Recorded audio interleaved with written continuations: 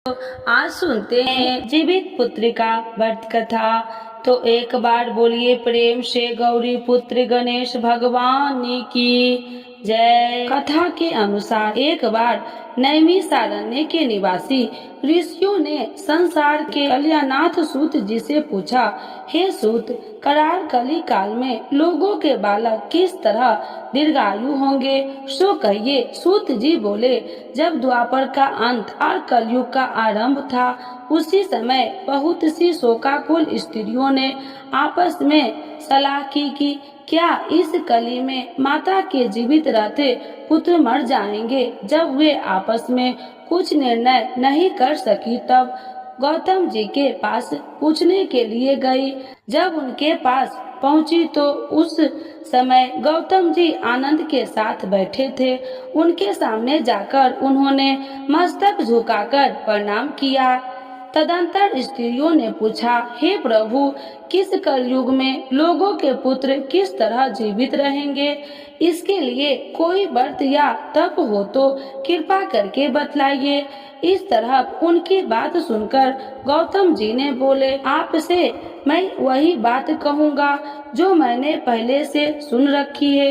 गौतम जी ने कहा, जब महाभारत युद्ध का अंत हो गया, द्रोणापुत्र अश्वत्थामा के द्वारा अपने बेटे को मारा देखकर जब पांडव बड़े दुखी हुए, तो पुत्र के शोक से व्याकुल होकर द्रौपदी अपनी सखियों के साथ ब्राह्मण श्रेष्ठ धम्मे के पास गई और उसके धम्मे से कहा, हे विपेंद्र, कौन सा उपाय करने से बच्चे दीर्घायु हो सकते हैं, कृपा करके ठीक ठीक कहिए। धोमे बोले, सतयुग में सत्य वचन बोलने वाला, सत्य चरण करने वाला जीवितवाहन नामक राजा था। एक बार अपनी स्त्री के साथ अपनी ससुराल गया और वहीं रहने लगा। एक दिन आधी रात के समय पुत्र के शोक से व्याकुल कोई स्त्री रोने लगी, क्योंकि वह अपने बेटे के दर्शन से निराश हो चुकी थी। उसका पुत्र मर चुका था। वह रोती हुई कहती थी, हाय हाय, मुझ बुढ़िया माता के सामने मेरा बेटा मरा जा रहा है। उसका रुदन सुनकर राजा जितवाहन का तो मानो हृदय विदन हो गया। वह तत्काल उस स्त्री के पास गया और उसने पूछा, तुम्हारा बेटा कैसे मरा है। बूढ़ी ने कहा, गरुड़ प्रतिदिन आकर गांव के लड़कों को खा जाता है। इस पर दयालु राजा ने कहा, माता, अब तुम रो मत, आनंद से बैठो, मैं तुम्हारे बच्चों को बचाने का प्रयत्न करता हूँ। ऐसा कहकर राजा स्थान पर गया। वहाँ गरुड़ आकर प्रतिदिन मांस खाया करता था।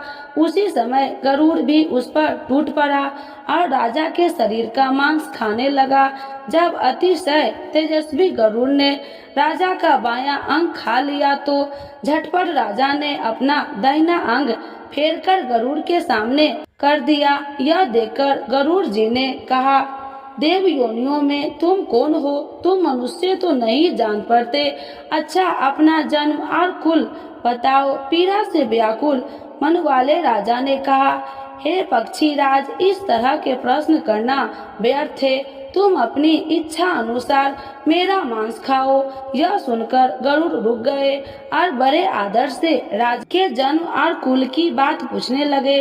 राजा ने कहा, मेरी माता का नाम शव्या है और मेरे पिता का नाम शालिवाहन है। सूर्य वंश में मेरा जन्म हुआ है और जीवितवाहन मेरा नाम है।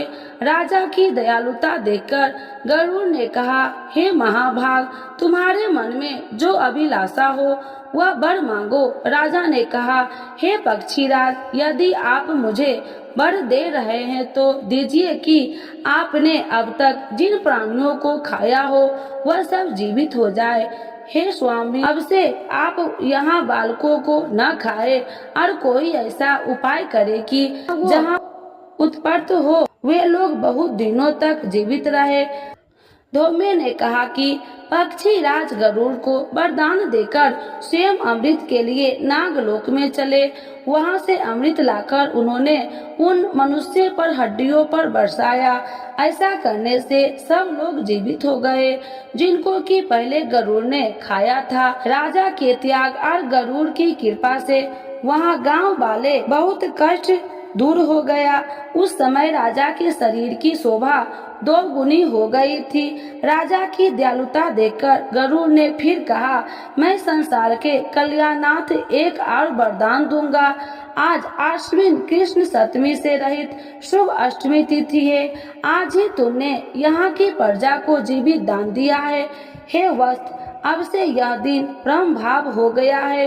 जो भेद से विधिवत नामों से विख्यात है, वही त्रिलोक्य से पूजित दुर्गा अमृत प्राप्त करने के अर्थ में जीवित पुत्रिका का कहलाई है। सो इस तिथि जो स्त्री इस जीवित पुत्रिका की और कुश की आकृति बनाकर तुम्हारी पूजा करेगी तो दिनों दिन उसका सौभाग्य बढ़ेगा और वंश की भी बढ़ती रहेगी। हे महाभाग, इस विषय में विचार करने की भी आवश्यकता नहीं है। हे राजन, सप्तमी से रहित और उदया तिथि की अष्टमी को व्रत करे, यानी सप्तमी वृद्ध अष्टमी जिस दिन हो उस दिन व्रत कर शुद्ध अष्टमी को व्रत करे और नवमी में पारण करे। यदि इस पर ध्यान न दिया गया तो फल नष्ट हो ही जाएगा और सौभाग्य तो अवश्य नष्ट हो जाएगा। जीवित वाहन को इस तरह का वरदान देकर गरुड़ वैकुंठ धाम को चले गए और राजा भी अपनी पत्नी के साथ अपने नगर को वापस चले आए। धम्मी द्रौपदी से कहते हैं, हे देवी, मैंने यह अतिशय दुर्लभ व्रत तुमको बतलाया है। इस व्रत को करने से बच्चे दीर्घायु होते हैं। हे देवी, तुम भी पूर्वोक्त विधि से यह व्रत और दुर्गा जी का पूजन करो तो तुम्हें अभिलिष्ट फल प्राप्त होंगे। मुनिराज धम्मी की बात सुनकर द्रौपदी के हृदय में एक प्रकार का कौतूहल उत्पन्न हुआ और पुरनवासिनी स्त्री को बुलाकर उनके साथ वह उत्तम व्रत किया। गौतम ने कहा, यह व्रत और इसके प्रभाव को किसी एक चिल्ली ने सुन लिया और अपनी सखी सियारिन को बतलाया। इसके बाद पीपल वृक्ष की शाखा पर बैठकर उस चिल्ली ने और उस वृक्ष के खोते में बैठकर सियारिन ने भी व्रत किया। फिर वही चिल्ली किसी उत्तम ब्राह्मण के मुंह से यह कथा सुनाई और पीपल के खोते में बैठी हुई थी अपनी सखी को भी सुनाया।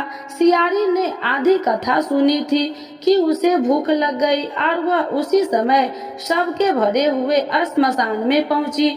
वहां उसने इच्छा भर मांस का भोजन किया और चिल्ली बिना कुछ खाए पिए रह गई और सवेरा हो गया। सवेरे वह गौशाले में गई और वहां गौ का दूध पिया। इस तरह नवमी के उसने पारण किया। कुछ दिनों बाद वे दोनों मर गई और अयोध्या में किसी धनी व्यापारी के घर जन्मी। संयोग से उन दोनों का जन्म एक ही घर में हुआ, जिसमें सियारिन ज्येष्ठ हुई और चिल्लो छोटी। वे दोनों सभी शुभ लक्षणों में युक्त थी, इसीलिए बड़ी काशी राज के और छोटी उसके मंत्री के सामने विधि पूर्वक ब्याही गई। पूर्व जन्म के कर्म फल से वह रानी हुई। किसी भी संतान को उत्पन्न करती वह मर जाती थी और पूर्व जन्म की बातों का स्मरण करने वाली मंत्री की पत्नी ने अष्ट वस्तुओं से सदस्य तेजस्वी 8 बेटे उत्पन्न किए और सभी जीवित रह गए। अपनी बहन के पुत्र को जीवित देखकर ईर्ष्यावश पत्नी ने अपने स्वामी से कहा कि यदि तुम मुझे जीवित रखना चाहते हो तो इस मंत्री के भी पुत्र को उसी जगह भेज दो जहां मेरे बेटे गए हैं, अर्थात इन्हें मार डालो। यह सुनकर राजा ने उस मंत्री के पुत्र को मारने के लिए कई प्रकार के उद्योग किए, पर मंत्री ने जीवित पुत्रिका के पुण्य से बचा लिया। एक दिन राजा ने अपने आदमियों से उन पुत्रों का सिर कटवाकर पिटारी में रखवाया और वह पिटारी उनकी माता मंत्री पत्नी के पास भेज दिया, किंतु वे 8 सिर बेशकीमती जवाहरात हो गए और भले चंगे हुए 8 लड़के अपनी माता के पास वापस चले गए। उनको जीवित देखकर राजपत्नी को बड़ा विस्मय हुआ। अंत में वह मंत्री की पत्नी के पास आई और उसने पूछा, बहन, तुमने कौन सा ऐसा पुण्य किया है जिससे बार बार मारे जाने पर तुम्हारे बेटे नहीं मरते? इस पर मंत्री की पत्नी ने कहा, पूर्व जन्म में मैं चिल्ली थी और तुम सियारी, दोनों ने व्रत किया। तुमने व्रत के नियमों का भली भांति पालन किया था और मैंने किया था, इसी दोष से हे बहन तुम्हारे बेटे नहीं जीते हैं। और राज रानी, अब तुम भी उस जीवित पुत्री का व्रत को करो, तुम्हारे बेटे दीर्घायु होंगे। तुमसे सच सच कह रही हूँ। इसके कथा अनुसार रानी ने व्रत किया, तभी से उसके कई बेटे सुंदर और दीर्घायु होकर बड़े बड़े राजा हुए। सूत जी कहते हैं कि सब प्रकार का आनंद देने वाला मैंने यह दिव्य व्रत बतलाया। स्त्रियां चिरंजीवी संतान चाहती हो तो विधि पूर्वक यह व्रत करे।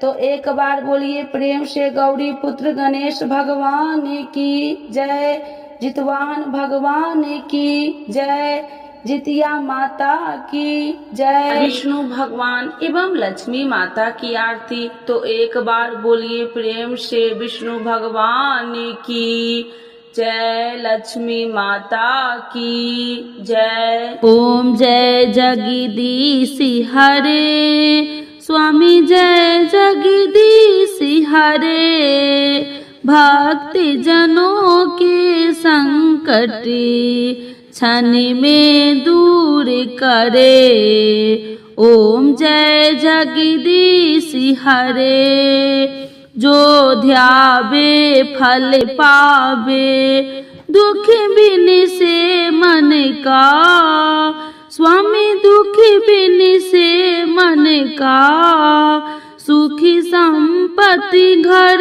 आवे, कष्ट मिटे तन का।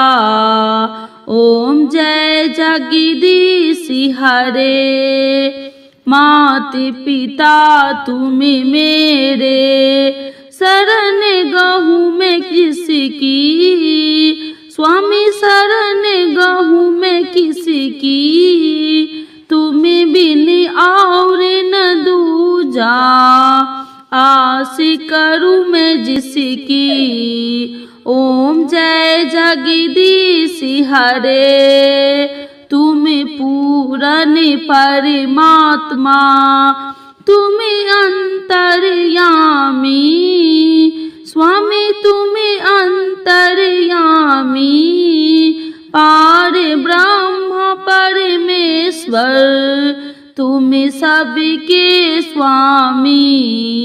ओम जय जगदीश हरे, तुम करुणा के सागर, तुम पालन करता, स्वामी तुम पालन करता, मैं मूर्ख कल कामी, कृपा करो भरता।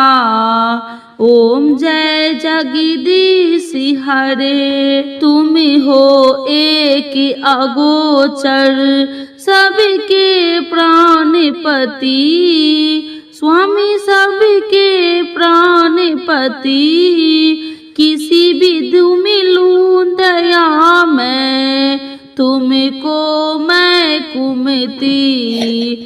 ओम जय जगदीश हरे, दीन बंधु दुख हरता, तुम ठाकुर मेरे, स्वामी तुम ठाकुर मेरे, अपने हाथ उठाओ द्वार परा तेरे।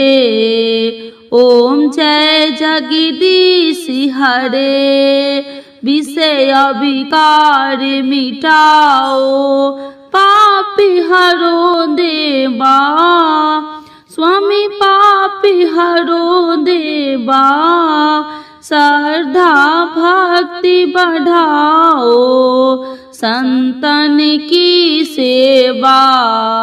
ओम जय जगदीश हरे, श्री जगदीश जी की आरती जो कोई नर गावे, स्वामी जो कोई नर गावे, कहत शिवानंद स्वामी सुखी संपत्ति पावे। ओम जय जगदीश हरे, स्वामी जय जगदीश हरे।